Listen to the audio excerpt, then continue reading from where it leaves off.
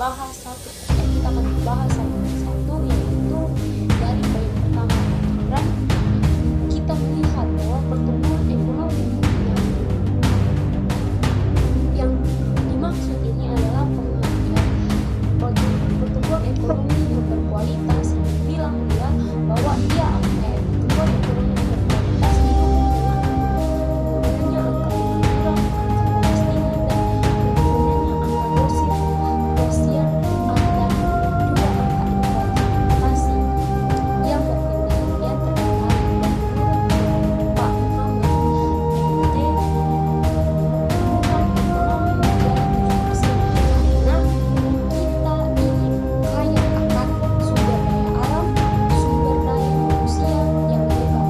Misalnya ada masalahnya, apa masalahnya? Banyak sudah banyak korupsi dan intervensi di sektor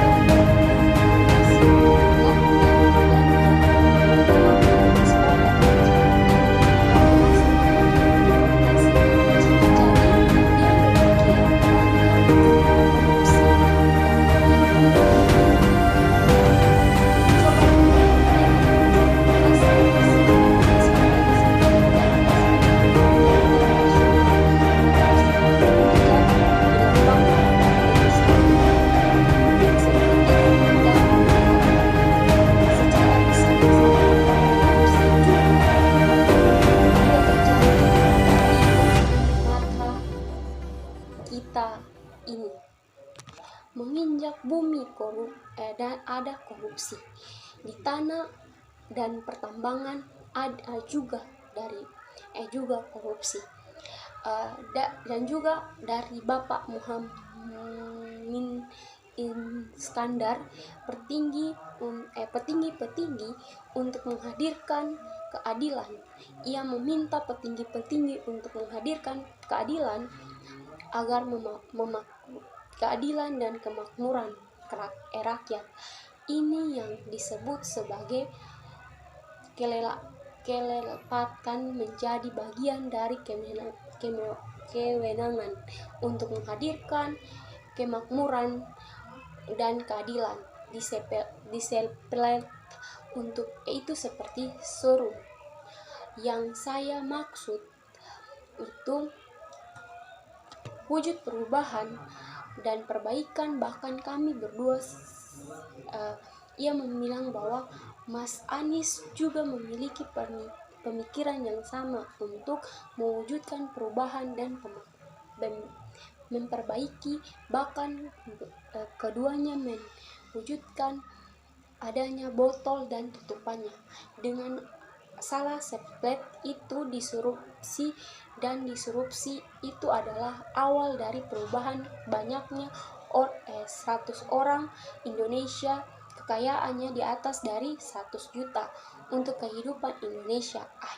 Artinya di keadaan yang tidak adil ini harus kita sepelekan juga, harus juga keyakinan bahwa 100 orang yang kaya ini meyakinkan persamaan dengan kita turun sejak kelas menengah ke Indonesia.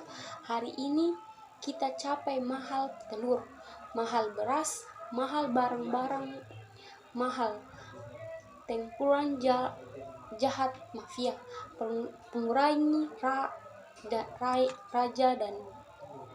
raja mana-mana.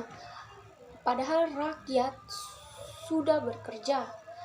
Kerja itu harus kita selipkan. Angka pengangguran sudah jutaan memang pekerjaan, tetapi di sektor informasi mereka tidak mendapatkan penghasilan yang pasti, dan bahkan dompetnya dipastikan menipis. Menurut saya, dari ketiga pendapat mereka, kita bisa simpulkan bahwa kita bisa memilih semua pemilih Indonesia. Kita bisa pakai itu semua, bisa menunjang Indonesia.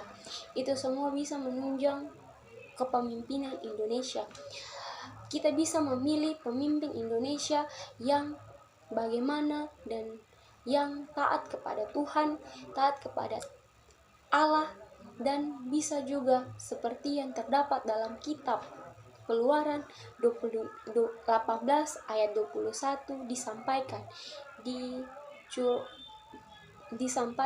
samping di ayat itu dia memberi pengertian bahwa di samping itu kau carilah dari seluruh bangsa itu orang-orang yang cakap dan takut akan Allah, orang-orang yang dapat dipercaya, dan orang-orang yang benci kepada penyerahan suap. Tempatkanlah mereka di antara bangsa-bangsa itu dan menjadi pemimpin 1000 orang, pemimpin 100 orang, pemimpin 50 orang, dan pemimpin 10 orang. Dari ayat itu kita bisa menyimpulkan bahwa ketika kita memilih seorang pemimpin, kita harus memilih pemimpin yang memang betul-betul berwibawa, memang betul-betul menunjang kehidupan masyarakat, bukan hanya sekedar memilih pemimpin yang dari hatinya kita, tetapi memilih pemimpin yang menurut kehendak Allah. Jadi mari kita semua untuk mengikuti pemilihan, tetapi dengan hati dan nurani kita. Kita bisa memilih orang pemimpin dengan kehidupan kita, dan kita bisa memilih pemimpin sesuai dengan kehendak Allah, kehendak Tuhan yang begitu terdapat dalam kitab tersebut. Dari kitab itu kita bisa menyimpulkan, kita bisa mendapat seorang pemimpin yang begitu baik untuk kita nantinya. Terima kasih. Tuhan Yesus memberkati.